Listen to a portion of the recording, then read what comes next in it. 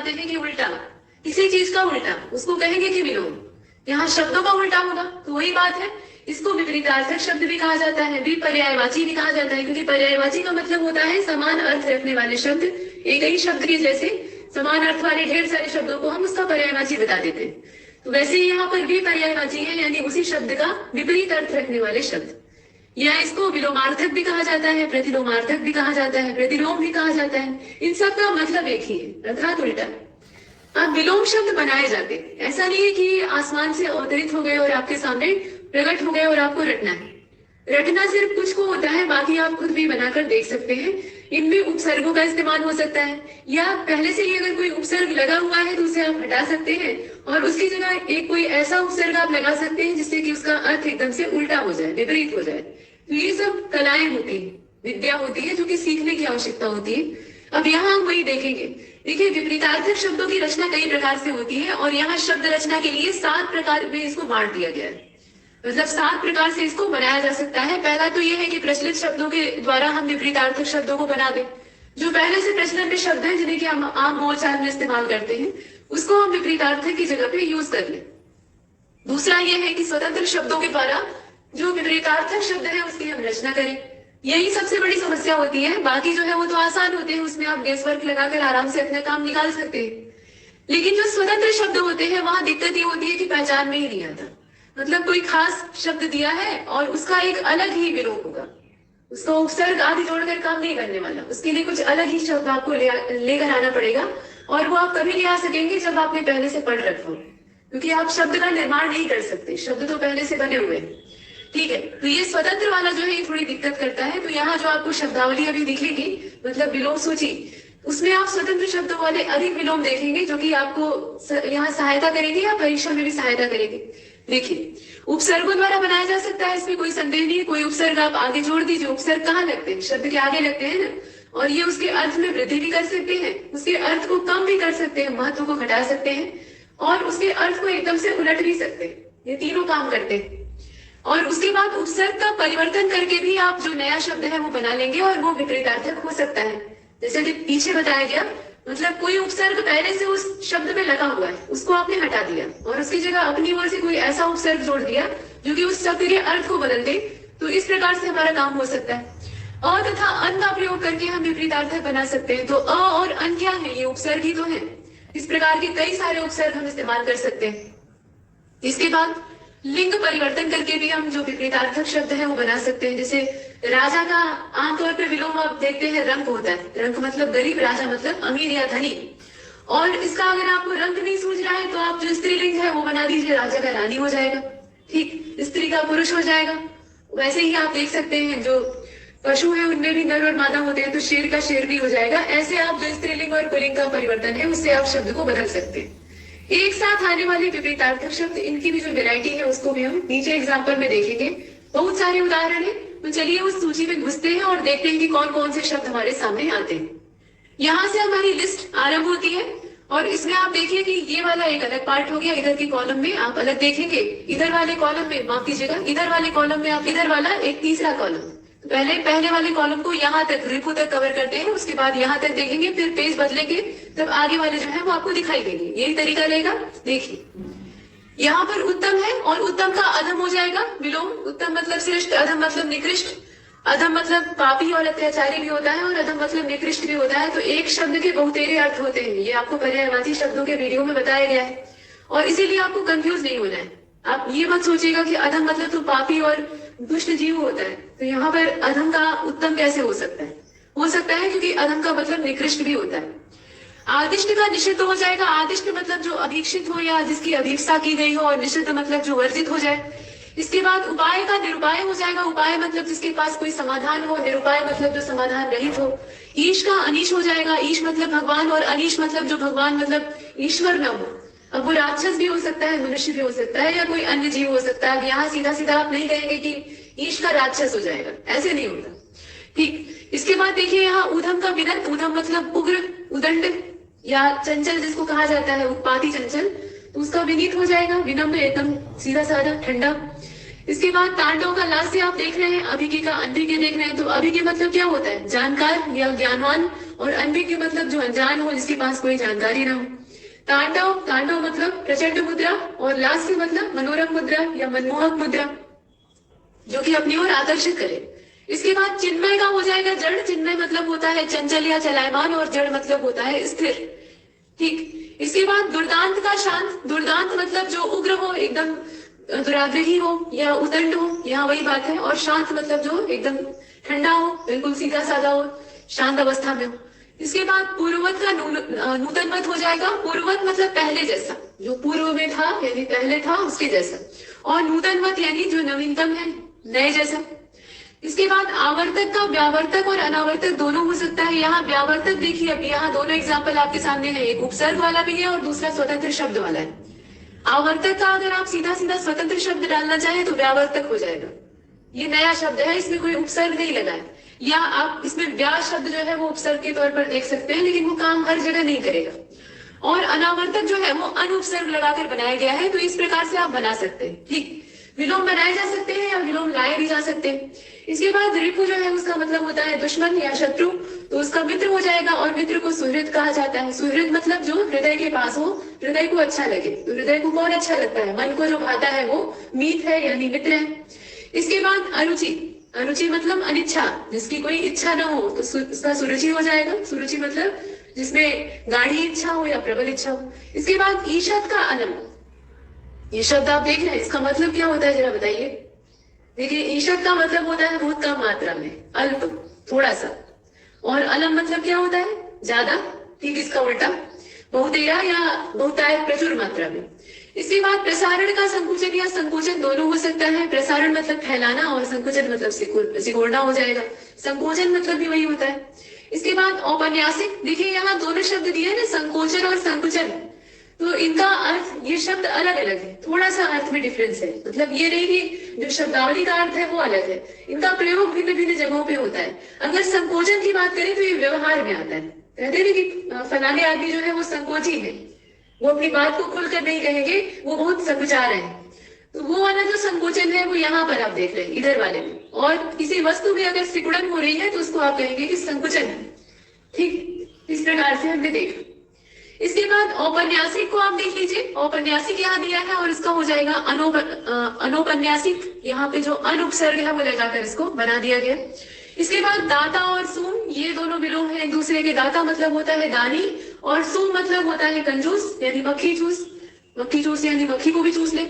इसके बाद अभिज्ञ का अज्ञ हो जाएगा। देखिए, अभिज्ञ का अभी आपने यहाँ देखा अनभिज्ञ, तो आप कहिएगा कि अज्ञ कैसे हो सकता है? हो सकता है विलोम भी एक शब्द के एक से अधिक हो सकते हैं। ये हिंदी है और हिंदी में शब्दों की कोई कमी नहीं। इसका जो शब्द भंडार है वो अंग्रेजी या किसी भी अन्य भाषा से बहुत बड़ा है। इससे बड़ा अगर शब्द भंडार किसी भाषा का है तो वो संस्कृत, लेकिन हिंदी इस मामले में दूसरे नंबर पर है और इसको कोई पीछे नहीं कर सकता, तो थोड़ा सतर्क रहिएगा। देखिए, यहाँ पे अभी के शब्द जो है इसका अज्ञ भी हो सकता है। अज्ञ मतलब क्या होता है? जो जानकार न हो, जिसके पास कोई जानकारी न हो या ज्ञान न हो। अज्ञ शब्द से ही बना हुआ है अज्ञान। ठीक, तो अभिज्ञ उसका भी विलोम हो जाएगा, और यहाँ अज्ञ का विज्ञ भी हो सकता है। इस प्रकार से आप इसके कई सारे विलोम लिख सकते हैं। आगे चलते हैं। विशुद्ध का विनीत हो जाएगा। यहाँ घरेलू का बनेला हो जाएगा। बनेला माने जो वन में रहने वाला है, यानी जंगली, उसको शहरी तौर तरीके या जो सभ्यता के तौर तरीके हैं वो पता नहीं। भोंडा भद्रक रूप यानी जो अगली आप कहते हैं उसका ब्यूटीफुल यानी सुंदर हो जाएगा। इसके बाद आत्मा का अनात्मा हो जाएगा। मतलब आत्मा अर्थात जो आत्मा है, जीव तत्व है, और अनात्मा मतलब जो आत्मा नहीं है अर्थात शरीर है। आत्मा का उल्टा शरीर भी हो सकता है। आत्मा मतलब जीव तत्व और शरीर मतलब ठोस अवस्था यानी जो मैटर होता है। एनर्जी और मैटर का कॉन्सेप्ट आप पढ़ते हैं ना, तो वो चीज यहाँ भी है। इसके बाद उत्तेजित का शमित हो जाएगा। शमित मतलब ठंडा जिसे बुझा दिया गया हो, और उत्तेजित मतलब जो उबाल में हो, एकदम से उछल रहा हो। संवेदनशील जो संवेदना वाला हो, उसका असंवेदनशील या संवेदना विहीन हो जाएगा।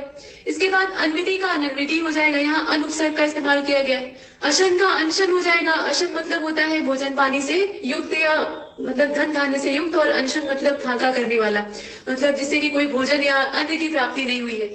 सामीप्य मतलब नजदीकी, और पार्थक्य मतलब अलगाव या दूरी या पृथकता आप कह सकते हैं। पृथक शब्द से बना है पार्थक्य, यहाँ आप उसे देख सकते हैं। इसके बाद जो कॉलम नंबर 3 है, यानी यहाँ से हम देखेंगे, यहाँ देखिए संकोचन है, आकुंचन है और संकुचन है। अभी संकोचन का हमने यहाँ पर देखा है, उसमें एक और नया शब्द घुसा दिया गया है जो कि है आकुंचन। तो मतलब वही होता है सिकुड़ना। ठीक, तो इसका प्रसारण हो जाएगा। प्रसारण का संकोचन हो सकता है तो संकोचन का प्रसारण हो सकता है, इसमें कोई डाउट नहीं है। इसके बाद आगम का लोप हो जाएगा। आगम मतलब जो आने वाला है या आ चुका है, और लोप मतलब जो जा चुका है, गायब हो चुका है। अब लोप भी होता है और विलोप भी होता है। आप कहते हैं ना फला चीज जो है वो लुप्त हो गई और ये वाली जो है ये विलुप्त हो गई। डायनासोर विलुप्त हो गए। डायनासोर लुप्त हुए हैं कि विलुप्त हुए, बताइए। तो डायनासोर विलुप्त हो गए हैं क्योंकि वो वापस लौट कर आएंगे, इसकी संभावना लगभग 0% है। वैसे साइंस चाहे तो कुछ भी कर सकता है, लेकिन ऐसी कंडीशन अभी दिख नहीं रही है कि डायनासोर फिर से पैदा हो सकते हैं। तो ऐसी प्रजाति या ऐसी चीज जो कि हमेशा हमेशा के लिए गायब हो गई है और वापस आने की संभावना नहीं है, उसको कहा जाएगा विलुप्त। और जो वापस आ सकती है, अभी के लिए चली गई है लेकिन भविष्य में आ सकती है या उसके आने की संभावना विशेष है, उसको लुप्त या लोप कहा जाएगा, वही चीज है। तो यहाँ आगम का विलुप्त या विलोप नहीं होगा, आगम का लोप होगा। इसके बाद ईद का मुहर्रम हो जाएगा। अब यहाँ त्योहारों को एक दूसरे का विलोप कैसे बना दिया गया, तो वो इस आधार पे कि त्योहार को मनाया किस पर्पज से जाता है। ईद जो है वो इस्लाम धर्म में बहुत ही खुशी का और बहुत ही पाक अवसर होता है।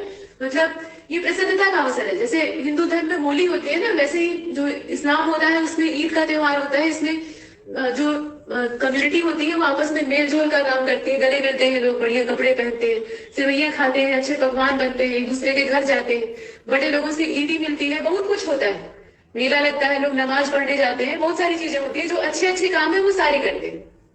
मुहर्रम में क्या होता है, मुहर्रम में शहीदी दिवस के तौर पे इसे मनाया जाता है, तो मातम होता है, शोक का अवसर है क्योंकि लोग शहीद हो गए थे। यहाँ हसन और हुसैन की जो कहानी है वो आती है, तो वो चीज है। तो यहाँ खुशी का मातम हो गया, ये उल्टा है। इसके बाद आप ग्राम्य का शिष्ट देखिए। ग्राम्य का मतलब यहाँ उजट से है। यहाँ पे ग्रामीण सभ्यता की बात नहीं हो रही है। ग्रामीण सभ्यता एक अलग चीज है और वो अपने आप में खुद ही शिष्ट है, उसको शिष्टता सिखाने की आवश्यकता नहीं है।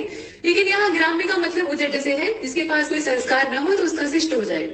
इसके बाद ईशत का अलम, ये आप पीछे भी देख चुके हैं, ये रिपीट कर गया है। इसका मतलब आप जानते रहिए। ईशत मतलब होता है थोड़ा सा या अल्प मात्रा में, और अलम का मतलब होता है प्रभुत मात्रा में या प्रचुर मात्रा में, पर्याप्त मात्रा में। इसके बाद रथी का विरथी। रथी मतलब क्या, जो रथ पर सवार हो। पहले के समय में जो रजवाड़े होते थे, राजा महाराजा होते थे, चाहे महाभारत में आप देख लीजिए या महाभारत के बाद भी बहुत सारे एग्जाम्पल है जो लिखित इतिहास में हमें प्राप्त होते हैं। तो उसमें आप देखते हैं कि रथ पर सवार होकर युद्ध होता था, और रथ जो होता था उसको खींचने वाले घोड़े होते थे, साथ ही उसको हाँकने का काम करता था। जैसे महाभारत के युद्ध में भगवान कृष्ण जो है वो अर्जुन के रथ को हाँकते हैं, गीता का उपदेश देते हैं, अर्जुन को भिड़वा देते हैं कौरव सेना से, उसके बाद युद्ध छिड़ जाता है। तो खैर मानक चीज है। लेकिन यहाँ पर विरथी का मतलब क्या होता है, जो रथ से विहीन हो, जिसके पास कोई रथ न हो। तो पहले के समय के जो योद्धा होते थे ना, उनको मार गिराने का सबसे सटीक तरीका शत्रुओं का ये होता था कि वो पहले उनके रथ को बर्बाद कर देते थे, मतलब उनकी सवारी ही तोड़ देते थे, तो वो जमीन पर आ जाते थे, रथ से नीचे आ जाते थे, उनके रथ का चक्र ही तोड़ देते थे, या घोड़ों को मार डालते थे, सारथी को या तो उसकी हत्या कर देते थे या मार डालते थे। इस प्रकार से काम करते थे। और अंत में जब वो योद्धा मजबूर होकर रथ से नीचे आ गिरता था, तब जाकर उसका वध किया जाता था, उसको विवश कर देते थे, क्योंकि रथ से रथ पर युद्ध करना ये बहुत टेढ़ा होता है। ठीक, तो कर्ण के साथ भी यही हुआ था। महारथी कर्ण के जो रथ का चक्कर था वो कीचड़ में धंस गया, उसके बाद अर्जुन इसका फायदा उठा लिए। इसके बाद आगे चलते, क्षुद्र का देखिए महत्व। यहाँ पे आप देख रहे हैं ना, क्षुद्र का महत्व, यानी क्षुद्र मतलब छोटा, तुच्छ, महत्व मतलब बड़ा, विशाल, महत्वपूर्ण। इसके बाद ताना का भरणी हो जाएगा। भूलोक का द्युलोक हो जाएगा। द्युलोक मतलब क्या होता है, अमरावती। अमरावती मतलब आंध्र की राजधानी अमरावती नहीं, ये इंद्र की राजधानी अमरावती है, अर्थात स्वर्गलोक। इसके बाद षंड का मर्द हो जाएगा। षंड मतलब नामर्द, हिजड़ा, ठीक है, उसका मर्द हो जाएगा। इसके बाद मग्न का अमग्न हो जाएगा। जैसे आप एग्जाम्पल के तौर पे कह सकते हैं कि अलाउद्दीन खिलजी के साथ जो उनका अनुचर था वो एक षंड था। अनुचर कौन था वो आप जानते हैं। इसके बाद मग्न का अमग्न हो जाएगा, या अलीन भी हो सकता है। अलीन अच्छा क्यों बताया गया, क्योंकि मग्न का मतलब होता है लीन, किसी चीज में डूब जाए। जैसे आप कहते हैं ना, पढ़ाई में मग्न हो गए, अर्थात डूब कर पढ़ रहे हैं एकदम बढ़िया से। इसका मतलब ये नहीं कि आप लक्ष्मीकांत की जो बुक है उसमें गोते लगा रहे हैं। इसका मतलब यह है कि आप एकदम से उसमें एकाग्र हो गए, ये कहने का मतलब है। तो उसको लीन कहा जाता है, तो उसका अलीन हो सकता है। अगर मग्न आएगा तो उसका अमग्न हो जाएगा, अर्थ एक ही। इसके बाद निज का पर, निज मतलब अपना और पर मतलब पराया। अर्जन का व्ययन हो जाएगा। अर्जन मतलब अर्जित करना, कमाना, और व्ययन मतलब लुटा देना, अर्थात खर्च कर देना। आविर्भाव मतलब किसी चीज का आविर्भाव हो रहा है, यानी वो उत्पन्न हो रही है, पैदा हो रही है या शुरू हो रही है, तो उसका हो जाएगा अवसान। अवसान मतलब समाप्ति, वो समाप्ति की ओर है, खत्म हो रही है, बुझ रही है। या तिरोभाव का भी वही अर्थ है। इसके बाद सानुक का, यहाँ पे आप देख लीजिए नीचे दिया है, सानुक का निरनुक हो जाएगा। नीचे दोष मोचन दिया है, दोष मोचन का अभिशक्ति हो जाएगा। दोष मोचन का मतलब क्या होता है? बुराइयों को जड़ से मिटाना, और अभिशक्ति मतलब बुराइयों को थोपना। अभिशाप कहते हैं ना, तो अभिशाप मतलब बुराइयों का पूरा एक लांछन होता है। इसके बाद आगे चलते हैं। हमने यहाँ तक कर लिया था सर्वांग और विकलांग वाला तक। इसके बाद यादृश का अनादृश हो जाएगा, अवेक्षा का अनवेक्षा हो जाएगा, आद्य का अद्य हो जाएगा। देखिए आद्य मतलब होता है पुराना, अद्य मतलब नूतन नया। इसके बाद ऐष्णा का अनैष्णा हो जाएगा। ऐष्णा मतलब प्रबल इच्छा और अनैष्णा मतलब जो इच्छा विहीन हो। भंजक का योजक हो जाएगा। भंजक मतलब तोड़ने वाला, तोड़ने फोड़ने वाला, भंग करने वाला। योजक मतलब योजना करने वाला, अर्थात योग करने वाला, मतलब जोड़ने वाला। इसके बाद आविर्भूत का तिरोभूत हो जाएगा। अभी आविर्भाव का तिरोभाव आपने देखा है। टोटा का नफा हो जाएगा। टोटा मतलब होता है घाटा, किसी चीज में घाटा लग गया, उसका नफा यानी फायदा। जर्जर का दृढ़ हो जाएगा। जर्जर मतलब होता है कमजोर, दृढ़ मतलब मजबूत। इसके बाद ईहा का अनीहा हो जाएगा। पुष्ट का परिहार हो जाएगा। वैभव का पराभव हो जाएगा। सवर्ण का अवर्ण हो जाएगा। देखिए यहाँ जो विलोम आपको दिखाई दे रहा है ना, उसमें ये नहीं है कि बस वही शब्द विलोम हो सकता है, उसके अलावा कोई शब्द जो आप जानते हैं और वो व्याकरण की दृष्टि से सही है, वो भी विलोम हो सकता है, इसमें कोई दिक्कत नहीं। कुल मूल बात यह है कि आयोग क्या दिया हुआ है, मतलब आयोग की परीक्षा का जो प्रश्न पत्र होता है उसमें कौन कौन से विकल्प है, सारा मुद्दा इसी पर निर्भर करता है। इसके बाद ईहा का अनीहा है। पुष्ट का परिहार आपने देख ही लिया है। वैभव का पराभव हो जाएगा। अब आप कहेंगे कि वैभव मतलब तो संपन्नता होता है, तो पराभव मतलब हार होता है, ये एक दूसरे के विलोम कैसे हो जाएंगे?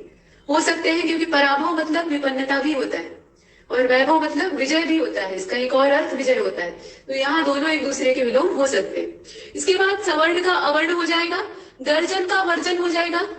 यहाँ पे असल में देखिए अर्जन हो जाएगा, यहाँ गर्जन नहीं होगा, ठीक है, इसे बना लीजिएगा, यहाँ अर्जन होगा। उसके बाद आदत का प्रदत्त हो जाएगा। आदत मतलब क्या? जो प्राप्त किया गया, और प्रदत्त मतलब जो प्रदान किया गया हो, अर्थात दिया गया हो। आकलन मतलब किसी का मूल्यांकन कर रहे हैं, किसी को आंक रहे हैं, उसकी क्षमताओं का अंदाजा लगा रहे हैं। और उसका हो जाएगा विकलन करना, मतलब अंदाजा तो तब भी लगाते हैं लेकिन तब बुराई करते हैं। आकलन में हम तारीफ करते हैं, सकारात्मक पक्ष उसका होता है, और विकलन उसी का नेगेटिव फैक्ट होता है या नेगेटिव फेज होता है। इसके बाद इधर वाले में चलते हैं। यहाँ तक हमने शायद देख लिया था सामीप्य और पार्थक्य वाला। इसके बाद यौम का यामा। यामा मतलब होता है रात्रि। वैसे पूरी रात्रि को यामा नहीं कहा जाता है, रात्रि का एक पहर होता है जिसको कि यामा कहा जाता है या याम कहा जाता है, ठीक। वैसे याम कहा जाता है जो प्रहर होते हैं उनको, यहाँ मात्राओं का थोड़ा सा अंतर है। यामा पूरी रात्रि को ही कहा जाता है। यहाँ थोड़ा सा करेक्शन कर लीजिएगा, मेरी जो वोकैब्युलरी थी उसमें यामा जो है वो रात्रि को ही कहा जाता है। याम जो होता है वो एक रात्रि का प्रहर होता है, मतलब प्रहर जो रात्रि में बटे होते हैं ना, जैसे आधी रात तक कुल मिलाकर 4 प्रहर जो है वो सुबह तक होते हैं।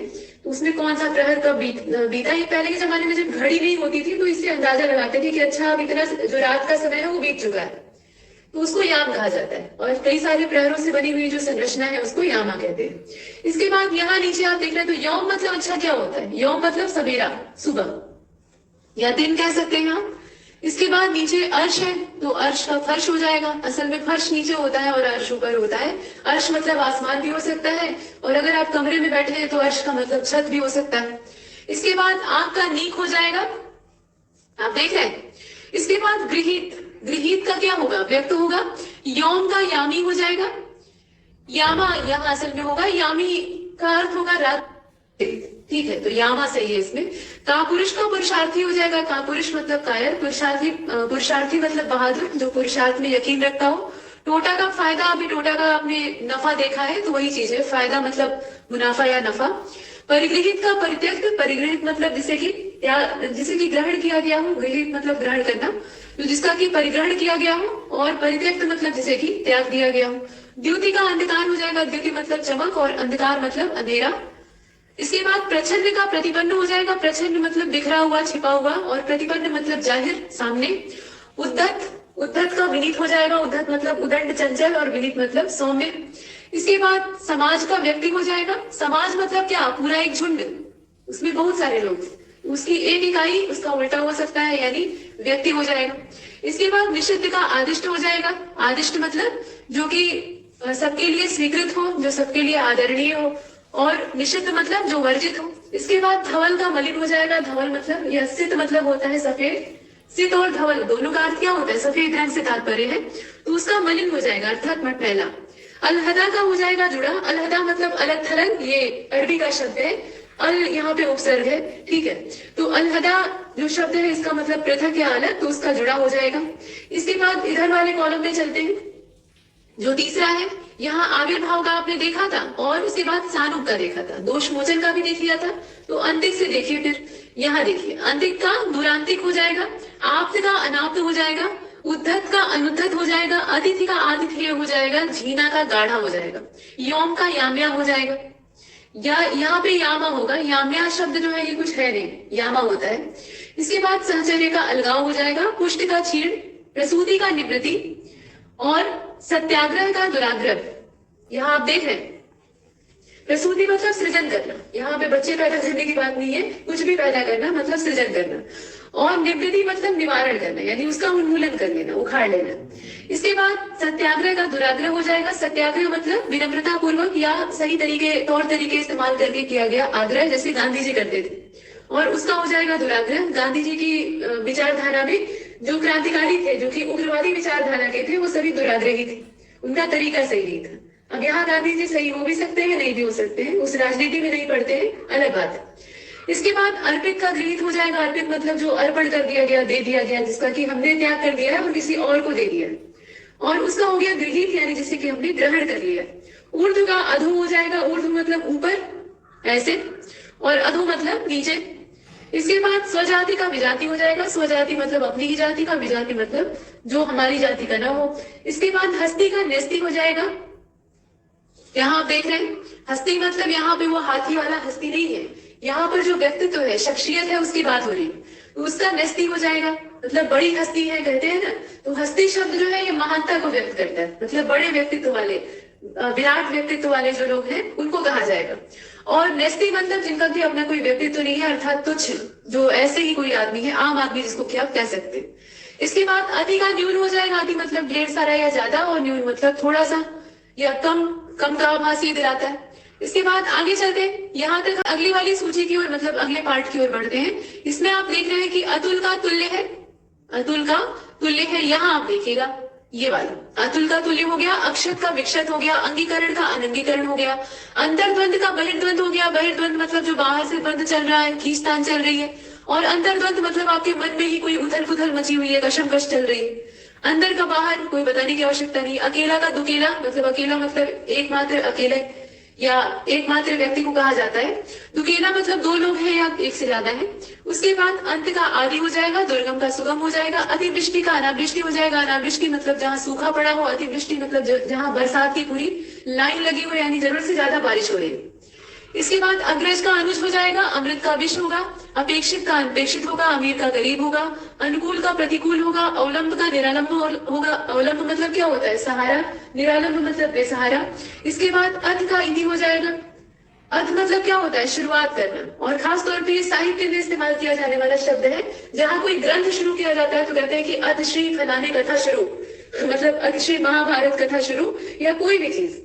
तो अर्थ शब्द जो है ये अपने आप में आदरणीय होता है, और इसकी शुरुआत जब मतलब ऐसा माना जाता है कि इसको शुरुआत में रखा जाए तो पूरा ग्रंथ जो है वो सफलतापूर्वक संपन्न हो जाएगा।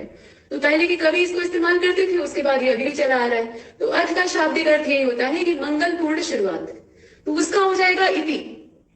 इति का मतलब होता है उतना ही गौरवपूर्ण समापन।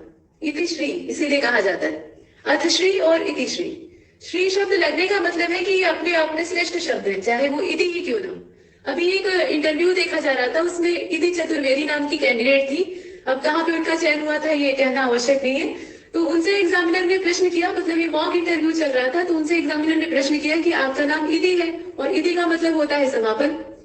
तो ये नाम इतना नेगेटिव है और आपने ऐसा नाम क्यों रखा है, आपके जो गार्जियन उन्होंने क्यों रखा? तो उन्होंने बड़ा सकारात्मक उत्तर दिया। उन्होंने कहा कि इति का मतलब होता है संपूर्णता, समापन नहीं होता है, संपूर्ण होकर समाप्त हुआ, मतलब पूर्ण है अपने आप में, उसमें और कुछ छोड़ने की आवश्यकता नहीं। तो ऐसे सकारात्मक व्यक्तित्व की अपेक्षा आयोग भी करता है।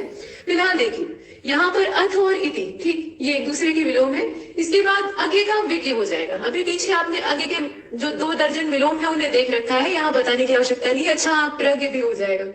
प्रज्ञ मतलब क्या होता है? जिसके अंदर ज्ञान की पूरी प्रज्ञा चल रही हो, यानी पूरा प्रकाश प्रज्वलित।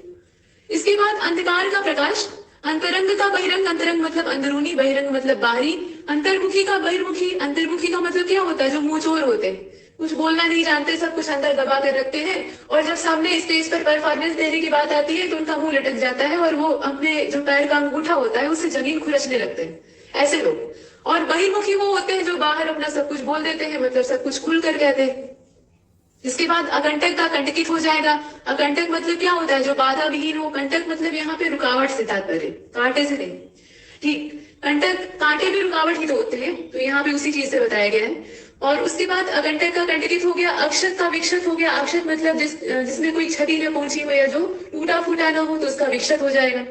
इसके बाद अकर्मक का सकर्मक हो गया। अगला का पिछला, अतिक्रमण का अनतिक्रमण, यहाँ अनुपसर्ग का इस्तेमाल किया गया है। अग्रगामी का पश्चिगामी, यहाँ आप देख रहे हैं। अमर का मर्त्य हो जाएगा। अमर्त्य का मर्त्य भी हो सकता है। अमर और अमर्त्य एक ही बात है, मतलब जिसकी मृत्यु ना हो, जो मरने वाला ना हो। मर्त्य मतलब जो मरणशील हो, यानी जिसकी की मृत्यु एक न एक दिन हो जाएगी। इसके बाद अर्वाचीन का प्राचीन हो जाएगा। अर्वाचीन की जगह नवीन रहता तो आप बहुत आराम से कर लेते, लेकिन आयोग ने एक नया शब्द गढ़ा है जो कि है अर्वाचीन। अब वो अर्वाचीन ही लिखता है, नवीन तो गलती से नहीं लिखेगा, ठीक है? तो इसके लिए आप जानते रहिएगा अर्वाचीन मतलब क्या होता है, नया नवेला। इसके बाद अनभिज्ञ का अभिज्ञ, अभी अनभिज्ञ जो है वो 8-10 बार और रिपीट करेगा, ठीक। अनुराग का विराग, आप द्वेष भी लिख सकते हैं। अनुराग का द्वेष, अनुराग मतलब प्रेम होता है, आसक्ति होता है, तो उसका द्वेष यानी घृणा, नफरत। और उसके बाद अक्षर का क्षर, अभी आपने अक्षर का यहाँ कहीं देखा है, अक्षर का देखा है, अच्छा कोई बात नहीं। अक्षर मतलब क्या होता है? जो कि क्षरणशील ना हो, जिसमें कि कोई क्षरण ना हुआ हो, यानी वही बात है। अक्षर वाला जो अर्थ है उसी से काफी मिलता जुलता है इसका भी अर्थ। आप हिंदी की वर्णमाला में अक्षर पढ़ते हैं, है ना? उसको वर्ण भी कहा जाता है और अक्षर भी कहा जाता है। जैसे अ जो है वो एक अक्षर है, या क जो है वो एक अक्षर है, ख जो है वो एक अक्षर है। ऐसे ही ABCD आप पढ़ते हैं। तो अक्षर ऐसी संरचना होती है जिसको कि आप इससे ज्यादा नहीं तोड़ सकते। अब आपसे कहा जाए कि अ का विभाजन कीजिए, अ का संधि विच्छेद कर डालिए और बताइए कि इसके कितने पार्ट होंगे और कौन सी संधि होगी, तो आप कर सकते हैं? नहीं हो सकता, क्योंकि ये अपने आप में संपूर्ण है और अविभाज्य है। बिल्कुल वैसे ही जैसे आप साइंस में पढ़ते हैं कि जो पदार्थ होता है, पदार्थ का जो अविभाज्य कण होता है उसको, और परमाणु जो है वो अविभाज्य होता है, तो उसको यहाँ पे आप अक्षर कह सकते हैं, मतलब उसे तोड़ा नहीं जा सकता। तो वैसे ही यहाँ पे जो हमारी वर्णमाला है उसके जितने भी वर्ण आप देखते हैं वो अक्षर होते हैं, उनका विखंडन नहीं हो सकता। इसके बाद आगे चलते हैं, यहाँ अल्प को आप देख रहे हैं, तो अल्प का अधिक हो जाएगा। अल्प मतलब थोड़ा अधिक, बहुत कुछ हो सकता है। प्रभुत हो सकता है, इसका प्रभुत शब्द का मतलब होता है प्रचुर या बहुत ज्यादा मात्रा में। अगाड़ी का पिछाड़ी, अगाड़ी मतलब आगे रहने वाला, पिछाड़ी मतलब पीछे रहने वाला। इसके बाद अंगीकार का अनंगीकार, अंगीकार मतलब जिसे कि हमने एक्सेप्ट कर लिया है, एडॉप्ट कर लिया है, स्वीकार कर लिया है, तो अनंगीकार उसका विलोम हो गया। इसके बाद अंधेरे का उजाला, अंतिम का अनंतिम भी हो सकता है, यहाँ अनुपसर्ग लगा के आप बना सकते हैं, या आरंभिक भी हो सकता है। अकर्मक का सकर्मक अभी रिपीट कर गया है। अक्षम का सक्षम हो जाएगा। अखंडनीय का खंडनीय हो जाएगा। अगवाड़ा का पिछवाड़ा हो जाएगा, यहाँ कोई गलत अर्थ मत निकालिएगा। और उसके बाद अटल का डामाडोल और ढुलमुल दोनों हो सकता है। पीछे हमने अटल का जो विलोम है उसको देखा है, अब यहाँ पे ढुलमुल और डामाडोल दोनों लिखा है। तो डामाडोल का मतलब भी क्या होता है? जो हिल डुल रहा हो, स्थिर ना हो। इसके बाद अग्र का पश्च है, अपेक्षा का उपेक्षा है, अवतार का उपकार है, सजल का निर्जल है, अधूरा का पूरा है, ठीक। इसमें कुछ बताने की आवश्यकता नहीं है, सीधे साधे हैं। असली का नकली है, अल्पसंख्यक का बहुसंख्यक है। इसी प्रकार से हम देख रहे हैं मुस्लिमों को या जितनी भी और कम्युनिटी है भारत में वो अल्पसंख्यक कही जाती है। ऐसा क्यों है? क्योंकि उनकी संख्या जो बहुसंख्यक हिंदू है उनकी तुलना में कम है। तो उनके अधिकारों के संरक्षण के लिए उनके जितने भी वेलफेयर वाले काम होते हैं उनके लिए सरकार कदम उठाती है। तो उन्हें एक कम्युनिटी बनाकर अल्पसंख्यक के दायरे में रखा गया, क्योंकि उनकी संख्या अल्प है और उन्हें ज्यादा विशेष संरक्षण या ध्यान की आवश्यकता है, ऐसा सरकार और संविधान का मानना है। तो फिलहाल इसमें चलते हैं। अल्पसंख्यक का बहुसंख्यक हो गया। नेक्स्ट इसका जो अगला पार्ट है, अगला पार्ट मतलब इस कॉलम में आगे, और इसमें आप देख रहे हैं कि अल्पज्ञ का बहुज्ञ हो गया, अनुमत का अननुमत हो गया, अनुभव का अनुभवहीन हो गया या अनुभवहीनता भी आप कह सकते हैं। अनुक्रिया का प्रतिक्रिया हो गया, क्रिया का प्रतिक्रिया होता है, उसी का क्रिया शब्द को जो है अनुक्रिया के तौर पे भी लिखा जा सकता है, तो प्रतिक्रिया उसका हो गया। अत्यधिक का अत्यल्प हो गया। अद्यतन का अनद्यतन भी आप लिख सकते हैं, और नवीनतम लिख सकते हैं, पुरातन, माफ कीजिएगा, अद्यतन की जगह पे नवीनतम लिख सकते हैं तो उसका पुरातन हो जाएगा, ठीक। लेकिन अगर अद्यतन शब्द ही दे दिया आयोग में या आयोग के द्वारा जो पेपर होता है उसमें, तो इसमें आप अनद्यतन जो अनुपसर्ग लगा के बना हुआ शब्द है उसको लिखेंगे। इसके बाद अधिकतम का अत्यल्पतम हो जाएगा या अल्पतम हो जाएगा, दोनों हो सकता है। अधिकृत का आप देखें, यहाँ पे देखिएगा अधिक, ये अधिकृत है ये वाला, तो इसका अनधिकृत हो गया। अधिमूल्यन का अवमूल्यन हो गया। अवमूल्यन मतलब क्या होता है? मूल्य में गिरावट। अव जो उपसर्ग है ना, ये वाला अव, ये जहां लगता है उस चीज के महत्व को गिरा देता है। अगर आपको किसी शब्द की कीमत, उसकी वैल्यू गिरानी है तो अव लगा दीजिए। अवगुण, गुण के आगे आपने अव लगा दिया तो इसका जो महत्व है वो कम हो गया, खराबी आ गई। तो वही चीज है। तो अव शब्द लगा है, इसका मतलब उसमें कमी आ रही है, सीधा सीधा आप समझ जाइएगा, तो इससे आप बहुत सी चीजों को समझ सकते हैं। तो यहाँ मुद्रा का अवमूल्यन हो रहा है, उसके मूल्य में ह्रास हो रहा है, कमी आ रही है, तो उसका अधिमूल्यन हो जाएगा। अधि जो उपसर्ग है वो जहां भी लगेगा वहां महत्व को बढ़ा देगा। जैसे कार, कार मतलब क्या होता है? काम। यहाँ पे कार शब्द जो है काम या काज का पर्याय है, उसके साथ आपने अधि शब्द जोड़ दिया तो अधिकार, यानी जो महत्वपूर्ण काम है या अधिकार के साथ काम है, जिसे आप कहते हैं कि पूरे दबदबे के साथ किया जाने वाला काम है, वो आ जाता है। तो अधि और अव ये दूसरे के अपोजिट है। इसके बाद अध्यावसाय का अनध्यावसाय हो जाएगा, अनाथ का सनाथ हो जाएगा, अर्हता का अनर्हता हो जाएगा। अयोग्यता भी हो सकता है क्योंकि अर्हता मतलब योग्यता होता है। इसके बाद अल्प प्राण का महाप्राण हो जाएगा, अवकाश का अनावकाश हो जाएगा, अवनि का अंबर हो जाएगा। अवनि मतलब धरती होता है, अंबर मतलब आकाश होता है। इसके बाद इधर वाले कॉलम को देख लेते हैं जो बचा हुआ था।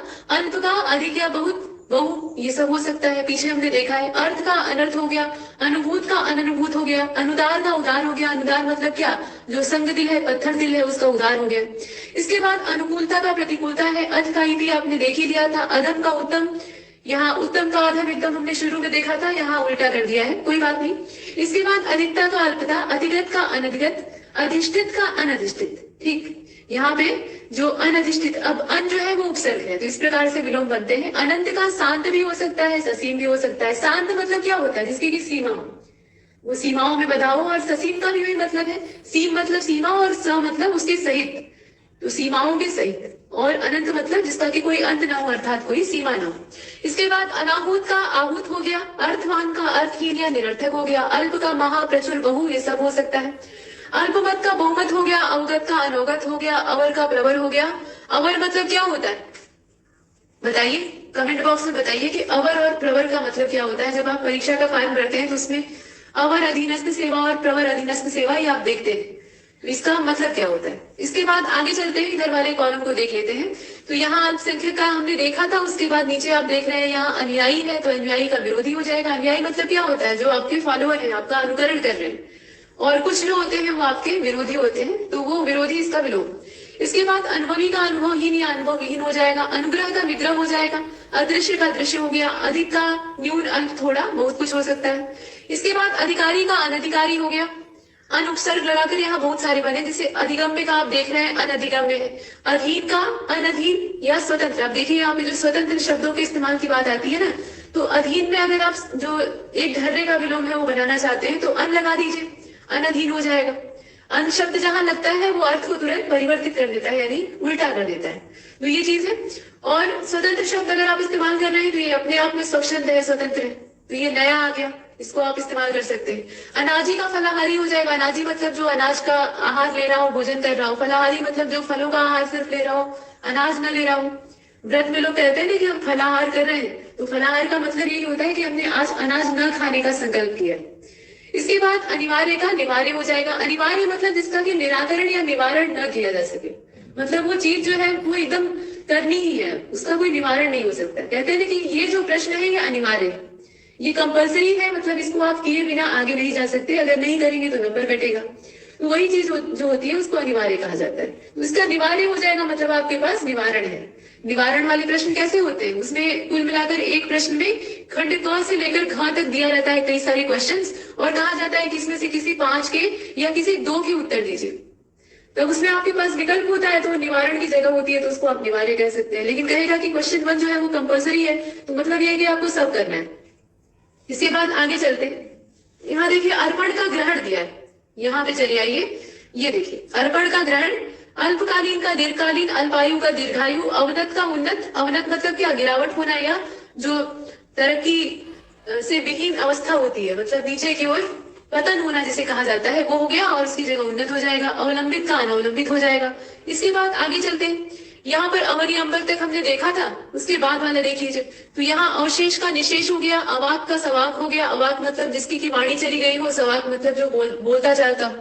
कहते हैं ना कि वो लोग अवाक रह गए। तो अवाक रह जाने का मतलब ये है कि अब उनके मुंह से शब्द नहीं फूट रहे थे, ऐसा उन्हें एकदम सदमा लग गया या धक्का लग गया।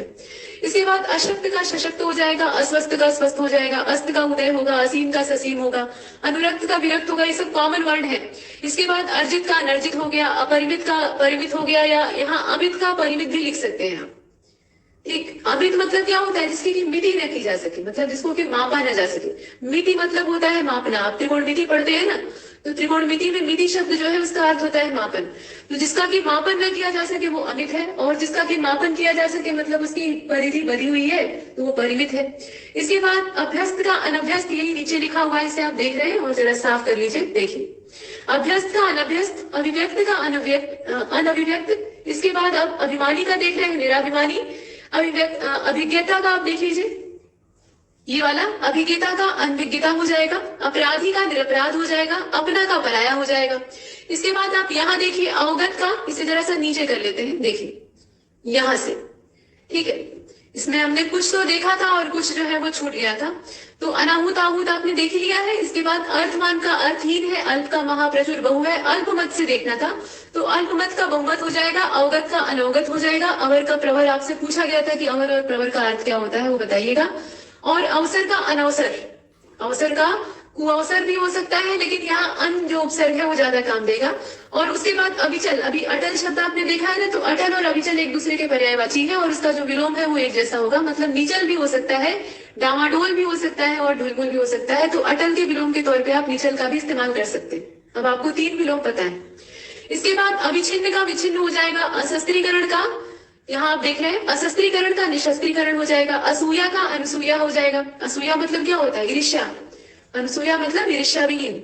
असंभव का संभव, अनुरक्ति का विरक्ति, अर्जन का व्ययन, अमावस्या का पूर्णिमा, अभिहित का अनभिहित, यहाँ आप देख रहे हैं, और अभिलषित का अनअभिलषित। इस प्रकार से ये शब्द है, बड़े ही प्रचलित शब्द है।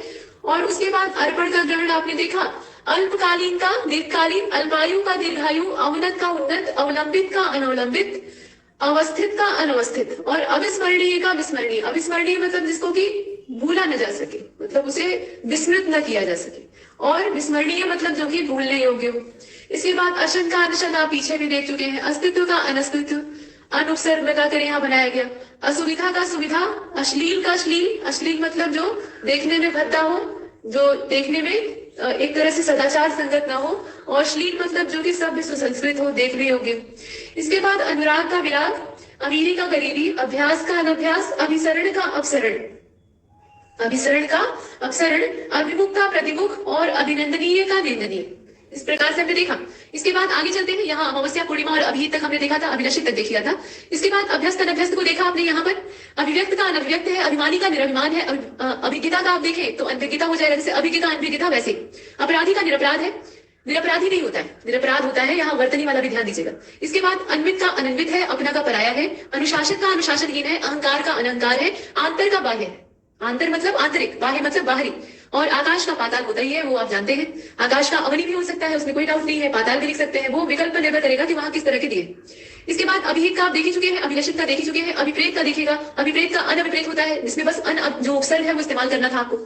इसके बाद अभिज्ञ को आप देखिए, अनभिज्ञ है, कुछ तो बहुत बार रिपीट कर चुके हैं। अपमान का सम्मान हो गया, अवकर्ष का उत्कर्ष हो गया, उत्कर्ष मतलब होता है उन्नति, तो अवकर्ष मतलब पतन या गिरावट। अन्वय मतलब यहाँ पे जो इसका विलोम है वो अनन्वय हो गया। इसके बाद अनुलोम का प्रतिलोम हो गया, यहाँ आप देख लीजिए, ठीक। अनुलोम मतलब अनुकूल, जो एक समान अर्थ वाला है, तो उसका प्रतिलोम हो गया। अहंकारी का निरंकार हो गया। आकर्षक के यहाँ 3 विलोम दे रखे हैं, तीनों को दिमाग में रखेंगे। एक जो है वो अनुपसर्ग से बना है, एक जो है वो अपउपसर्ग से बना है, और एक जो है वो विउपसर्ग से बना है। तीनों में उपसर्ग जोड़कर ही बनाया गया है। तो अनाकर्षक है, आकर्षक है और विकर्षक है। आकीर्ण का विकीर्ण हो जाएगा। इस प्रकार से हम विलोम इसका बना सकते हैं। अभिसरण का अपसरण आपने देख लिया है, अभिमुख का प्रतिमुख है, अभिनंदनीय का निंदनीय है, जो निंदा करने योग्य हो। और अपेक्षित का उपेक्षित भी हो सकता है और अनपेक्षित भी हो सकता है। अन जो उपसर्ग है उसको लगाकर बना सकते हैं, या सीधा सीधा हम उपेक्षित लिख सकते हैं। अपनापन का परायापन हो जाएगा, यहाँ आप देख रहे हैं। अनविधि का अनन्विति हो जाएगा। अन्यायी का न्यायशील या न्यायी दोनों हो सकता है। अनुराग का विराग आपने पीछे देख ही रखा है। अहिंसा का हिंसा हो गया। आकर्षक का अनाकर्षक, अपकर्षक और विकर्षक। यहाँ देखिए अन, अप और वी जो शब्द है, जैसे यहाँ आकर्षण का आपने बनाया था ना, ठीक वैसे ही, बस यहाँ पे अड़ और क का अंतर है। इसके बाद आक्रमण का प्रतिरक्षा हो जाएगा। ये सब बड़े कम ही थे। ऊ वाला यहाँ कुछ मात्रा में दिया हुआ है, इसे देखते हैं। उक्त का अनुक्त, यहाँ अनुपसर्ग लगाकर बनाया गया। इसके बाद उच्च का अनुच्च, निम्न और नीचा, ये तीनों हो सकता है। तीनों को ध्यान दीजिएगा। उच्छ्वास का निश्वास, उच्छ्वास मतलब क्या होता है? उच्छ्वास का यहाँ पे बताइए अर्थ क्या होता है, कमेंट बॉक्स में बताइएगा। और निश्वास का बताइएगा। इस तरह के कुछ शब्द जो है वो देखने में कॉमन लगते हैं लेकिन इसका अर्थ मालूम नहीं होता। इसके बाद उठाना का गिराना और बैठाना, ये दोनों हो सकता है। इसके बाद उत्कर्ष का अपकर्ष है। उत्तम का अनुत्तम और अधम दोनों हो सकता है। पीछे हमने अधम और उत्तम को एक दूसरे के विलोम के तौर पे देखा था, लेकिन अनुत्तम भी हो सकता है। उत्तरित का अनुत्तरित हो सकता है। उत्तेजन का प्रशमन हो सकता है।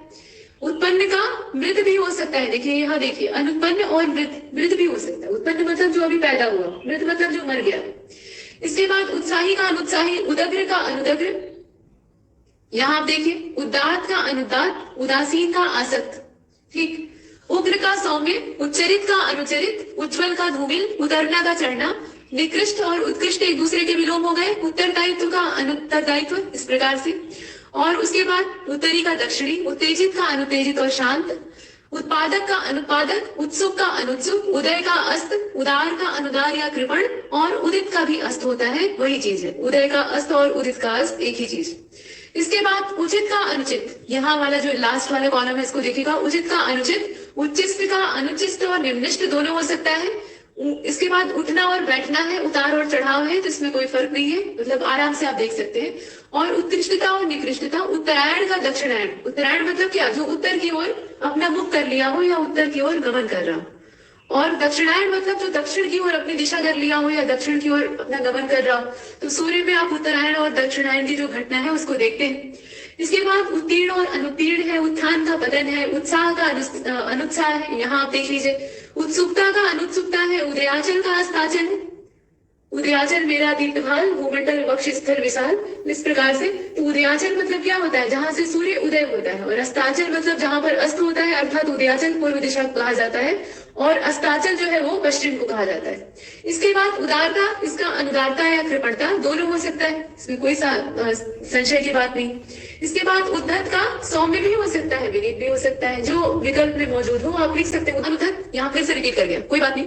उद्यत का अनुद्यत, यहाँ देखिए ये जो है ना, ये इस प्रकार से, मतलब द ध का यहाँ कॉम्बिनेशन है और यहाँ पे द्य है, मतलब द है आधा और यह है पूरा, तो ये बन गया है द्य। इसको आप यही वाला सेम सेंटेंस या सेम जो वर्ड है मत समझिएगा, ठीक। तो उद्यत है। अब उद्यत को देखिए, उद्यत का अनुद्यत, उद्यत मतलब तैयार एकदम से किसी चीज के लिए तत्पर, और अनुद्यत मतलब जो तैयार ना हो। इसके बाद उद्योगी का अनुद्योगी हो जाएगा, उधार का नगद हो जाएगा, उन्मत्त का अनुन्मत्त हो जाएगा, उपकार का अपकार हो जाएगा, उपजाऊ का अनुपजाऊ हो जाएगा, उपमेय का अनुपमेय हो जाएगा, मतलब उपमेय का अर्थ होता है जिसकी कोई उपमा दी जा सके, और अनुपमेय मतलब जिसकी कोई उपमा न दी जा सके। इसके बाद उपयोग के यहाँ तीन अलग अलग दिए हुए हैं, इसका आप जो चाहे वो इस्तेमाल कर सकते हैं। अनुप्रयोग, दुरुपयोग और दुष्प्रयोग। दुर और दुष ये भी उपसर्ग ही है, और ये किसी भी चीज के महत्व को बढ़ा देते हैं, लेकिन बढ़ाते किस अर्थ में है, नेगेटिव। जो इसका तथ्य होता है वो नेगेटिव हो जाता है, इसका जो महत्व है वो नेगेटिव रिस्पेक्ट में चला जाता है। तो इसमें आपने देखा। उसके बाद ऊपरी का निम्नलिखित और अधोलिखित दोनों हो सकता है। निम्न मतलब होता है नीचे, तो नीचे लिखा हुआ, और अधोलिखित मतलब भी वही, अधो का अर्थ होता है नीचे, तो नीचे लिखा हुआ, इस प्रकार से। उपर्युक्त, उपर्युक्त मतलब जो उपरयुक्त किया गया है अर्थात इस्तेमाल किया गया है, तो उसका निम्नांकित हो सकता है। इसके बाद उपस्थित का अनुपस्थित हो गया, यहाँ आप देख रहे हैं। उपार्जित का यहाँ उपार्जित होगा, ये उड़नतुरा ऊपर रहेगा। उपार्जित का अनुपार्जित, और ऊंच का नीच। उद्भव का अवसान हो सकता है, अवसान मतलब क्या, गिरावट या समापन। उद्यम का आलस्य आपने पीछे भी देखा था। उद्विग्न का अनुद्विग्न भी हो सकता है, निरुद्विग्न भी हो सकता है, मतलब शांत कुल मिलाकर। उद्विग्न का शांत भी हो सकता है, पीछे ये भी आपने देखा था। तो ये शांत के ही पर्यायवाची है जो आप ये दो देख रहे हैं। इसके बाद उन्नत का अवनत हो सकता है, अनुन्नत भी हो सकता है। उन्मुख का विमुख हो सकता है। उपकारक का अनुपकारक हो सकता है। उपमित का अनुपमित हो सकता है, अनुपमित जिसे कहा जाता है। इसके बाद आप उपयुक्त का अनुपयुक्त देख रहे हैं। उपयोगी का अनुपयोगी और निरुपयोगी दोनों हो सकता है। उपलब्ध का अनुपलब्ध है, और उल्लंघन का अनुल्लंघन है, ठीक है। इसके बाद ऊंचा का नीचा। उद्भूत का अनुद्भूत, जिसका कि उद्भव न हुआ हो। उद्यमी का आलसी और निरुद्यम दोनों हो सकता है। उद्वेग का निरुद्वेग आप लिख लीजिए। उन्नति का अवनति या गिरावट, दोनों में से जो विकल्प में मौजूद हो या जो आपके इस्तेमाल करने की इच्छा हो उसके हिसाब से आप लिख सकते हैं। उन्मूलन का रोपण हो जाएगा। उपगत का अनुपगत हो जाएगा। उपर्युक्त का अनुपयुक्त हो जाएगा, माफ कीजिएगा, उपयुक्त का अनुपयुक्त हो जाएगा, मतलब उपयुक्त अर्थात जो इसके लिए उचित हो, और अनुपयुक्त मतलब जो उचित न हो। इसके बाद उपयुक्तता का अनुपयुक्तता हो जाएगा। ये तो शब्द एक दूसरे से जुड़े हुए हैं। ऊपरी का अध हो जाएगा, यहाँ आप देख रहे हैं ना, ऊपरी मतलब क्या होता है, ऊपर का, अध मतलब नीचे का। इसके बाद उपलब्धि का अनुपलब्धि हो गया। उपादेय का अनुपादेय हो गया। उपादेय मतलब जो यहाँ योग्य हो या सटीक हो या इस्तेमाल करने योग्य हो, तो अनुपादेय मतलब जिसकी की उपयोगिता न हो। इसके बाद उल्लास का विषाद हो गया। उल्लास मतलब प्रसन्नता, विषाद मतलब निराशा, नैराश्य। और ऊपर का नीचे वही अधा और ऊपरी वाला जो यहाँ कॉन्सेप्ट है वो दिया हुआ है। इसके बाद आगे चलते हैं। यहाँ आप देख लीजिए, उपस्थित का अनुपस्थित आपने इस कॉलम में देख लिया था। उपार्जित का अनुपार्जित हो गया था। ऊंच का नीच होता है। ऋजु का वक्र होता है। ऋजु मतलब एकदम सीधा, वक्र मतलब टेढ़ा। इसके बाद एक का अनेक, एकत्र का विकीर्ण, एकत्र मतलब इकट्ठा, विकीर्ण मतलब बिखरा हुआ। एक आर्थक का अनेकार्थक, एकार्थक मतलब जिसका एक ही अर्थ हो, अनेकार्थक मतलब जिसका ढेर सारा अर्थ हो। एक का अनेक है, एक मतलब एकता ही होता है, तो अनेक मतलब बहुलता। इसके बाद ऐश्वर्य का अनैश्वर्य, औपचारिक का अनौपचारिक, कंपित का अकंपित, कठिन का सरल, कथनीय का अकथनीय, कनिष्ठ का ज्येष्ठ, कभी कभी का सदा या हमेशा, और कभी का बहुतायत। यहाँ उल्लंघन का आपने देखा, ऊंचा नीचा आप जानते ही है। ऋणग्रस्त का ऋणमुक्त हो जाएगा, स्वतंत्र का बहुतंत्र। अब यहाँ देखिए गड़बड़, स्वतंत्र का परतंत्र होता है, यहां ध्यान से कर लीजिएगा, बहुतंत्र नहीं होगा। स्वतंत्र मतलब अपना तंत्र, अपना तरीका, अपना शासन, तो उसका परतंत्र ही होगा, दूसरे का शासन, यह विलोम हो जाएगा। बहुतंत्र का अगर आपको विलोम चाहिए तो वो एक तंत्र हो सकता है, ठीक, एक तंत्र आप लिख सकते हैं, या राजशाही में लिख सकते हैं, क्योंकि बहुतंत्र में बहुत लोगों का शासन होता है, राजशाही में एक राजा का शासन होता है जिसे आप मोनार्की कहते हैं। तो ये एक दूसरे के विलोम नहीं है, यहाँ पे परतंत्र होगा। उसके बाद एक पक्षीय का बहुपक्षीय होगा, एक ईश्वरवाद का बहुदेववाद होगा, ऐच्छिक का अनैच्छिक होगा, ऐहिक का पारलौकिक होगा। ऐहिक मतलब किसी लोक का, पृथ्वी लोक का, और पारलौकिक मतलब जो परलोक का है, दूसरे लोक का है। औपचारिकता का अनौपचारिकता है, कच्चे का पक्का और पक्का दोनों हो सकता है, वो विकल्प पर निर्भर करता है। कठोर का मृदु और कोमल, ये दोनों लिख सकते हैं। मृदु मतलब मुलायम होता है, कोमल मतलब भी वही होता है। कथित मतलब यहाँ कहा हुआ, और अकथित मतलब जो अनकहा है, जो नहीं कहा गया। कपटी यानी जो कपट वाला है, उसके अंदर बहुत सारी तिगड़म है, वो लोगों को धोखा देता है, छलता है, और उसका निष्कपट या निश्चल हो जाएगा। कम का ज्यादा या अधिक दोनों हो सकता है। करुण का निष्ठुर हो सकता है। उपादेय अनुपादेय हमने देख लिया है, उल्लास और विषाद देख लिया है। यहाँ से देखिए, ऊपर नीचे देखने की आवश्यकता नहीं है। ऋत का अनृत हो जाएगा, एकता का अनेकता हो जाएगा, एकाग्रचित का दो चित्ता हो जाएगा। दो चित्ता मतलब जिसका कि चित्त जो है वो दो जगह पे भटक रहा हो, कहीं एक जगह एकाग्र न हो रहा हो, और अन्य मनस्क भी हो जाएगा, यानी अनमना। इसके बाद एड़ी चोटी, ये आप जानते ही हैं। और उसके बाद ऐतिहासिक अनैतिहासिक है। ऐतिहासिक मतलब जो इतिहास से संबंधित हो, अनैतिहासिक मतलब जिसका कि इतिहास से कोई ताल्लुक न हो। औचित्य का अनौचित्य, कंजूस का शाहखर्च, मुक्तहस्त उदार जो विकल्प में मौजूद हो। कटु का प्रिय और मधु दोनों हो सकता है, कड़वा का मीठा। तथ्य का अतथ्य, तथ्य मतलब जो कहने योग्य हो, अतथ्य मतलब जो कहने योग्य न हो। कपूत का सपूत, कमजोर का तगड़ा, कर्कश का मधुर, ये सब यहाँ पर एक दूसरे के विलोम। तो ये आप देख रहे हैं। इसके बाद इसी क्रम में आगे चलते हैं। यहाँ देखिए कर्ता और अकर्ता दिया हुआ है, ये देखिए कर्ता और अकर्ता। इसके बाद कलंकित और निष्कलंक, ये एक दूसरे के विलोम है। कल्पनीय का अकल्पनीय और कल्पनातीत दोनों हो सकता है। अकल्पनीय मतलब जिसकी की कल्पना न की जा सके, और कल्पनातीत मतलब जो कल्पना करने से परे हो, कल्पना से ही परे। तो इस प्रकार से दोनों ही यहाँ विलोम है। कसूरवार का बेकसूर हो गया, काज का अकाज हो गया, कामयाब का नाकामयाब हो गया, काल का अकाल, कीर्ति का अपकीर्ति, कुटिल का सरल, कुफल का सुफल, और कुलीन का अकुलीन। नीचे कुशलता और अकुशलता दिया है, वो आधा झांक रहा है। इसके बाद कथित और अकथित हमने यहाँ देखा ही था, कपटी वाला देख लिया था। कम का ज्यादा या अधिक हो सकता है, करुण का निष्ठुर हो सकता है, ठीक। कर्म का अकर्म है, कलंकी का निष्कलंकी है, कल्पित का अकल्पित या यथार्थ भी हो सकता है, कहा का अनकहा आप यहाँ देख रहे हैं। इसके बाद काट्य अकाट्य है, कामयाबी नाकामयाबी है, काला का गोरा है, कीर्तिकर का अकीर्तिकर है, कुपरिणाम का सुपरिणाम है, कुमारी का विवाहिता है, कुव्यवस्था का सुव्यवस्था है, और कृत का अकृत है। इसे जरा सा ऊपर कर लीजिए, अब देखिए। इसके बाद कथ्य अकथ्य और सपूत कपूत आपने देखा ही था। कर्कश का मधुर देख लिया था। कर्मण्य का अकर्मण्य है, कल्पनातीत का कल्पनीय है, कसा का ढीला है, नहीं तो आराम से आप कर सकते हैं। कहीं कहीं का सर्वत्र या सब जगह हो सकता है। काबिल का नाकाबिल है, कामी का अकाम या निष्काम है, किस्मत वर्ग का बदकिस्मत है, कुंठित का अकुंठित, तीखा धारदार, ये सब हो सकता है। कुप्रथा का सुप्रथा है, कुरूप का स्वरूप है, कुशल का अकुशल है, और कृत कार्य का आप देखें तो यहाँ 3 विलोम दिया है, ध्यान दीजिएगा। अकृत कार्य और विफल मनोरथ, ठीक, या नृत्य कार्य भी आप कह सकते हैं। ये 3 विलोम हो सकते हैं। अब इसमें से जो आएगा वो आप इस्तेमाल कर सकते हैं, यहाँ विकल्प पर सब कुछ निर्भर है। उसके बाद नेक्स्ट यहाँ से फिर देखिए, कृतज्ञ का अकृतज्ञ, यहाँ से ये वाला, ठीक। कृतज्ञ का कृतज्ञ भी हो सकता है, आमतौर पे हम यही जानते हैं, और अ लगाकर भी आप आराम से बना सकते हैं। इसके बाद कृत्रिमता का अकृत्रिमता या प्राकृतिक रूप भी हो सकता है। इसके बाद कृष्ण का अकृष्ट, कोप का कृपा, कोलाहल का शांति, क्रूर का अक्रूर, ये सब चल रहा है। छत, यहाँ आप देख लीजिए, छत का अक्षत है, क्षुण का अक्षुण है। अक्षुण मतलब क्या, जो अखंड हो, विद्यमान रहे हमेशा, और क्षुण मतलब जो स्थायी ना हो, कुछ समय का है, अल्पकालिक। खंड खंड का अखंडित हो जाएगा, या अखंड भी लिख सकते हैं। खरा का खोटा हो जाएगा। खरा मतलब सच्चा, खोटा मतलब जिसके अंदर दोष हो या कमी हो। इसके बाद कृतज्ञता का अकृतज्ञता, कृपण का दाता, कृपण मतलब कंजूस, के अंदर के बाहर हो जाएगा। इस तरह के विलोम नहीं आते, ये समझाने के लिए दिया है। इसके बाद कोमल का कठोर हो गया। परुष का, कठोर की जगह पे परुष भी लिखा हुआ हो सकता है, तो परुष का मतलब भी होता है कठोर। उसके बाद देखिए क्रमिक, यहाँ दिखा है, क्रमिक का होता है अक्रमिक। इसके बाद क्रोध का क्षमा, क्षम का अक्षम, क्षुद्र का विशाल या महान, खंडन का मंडन, और खरीद का बिक्री।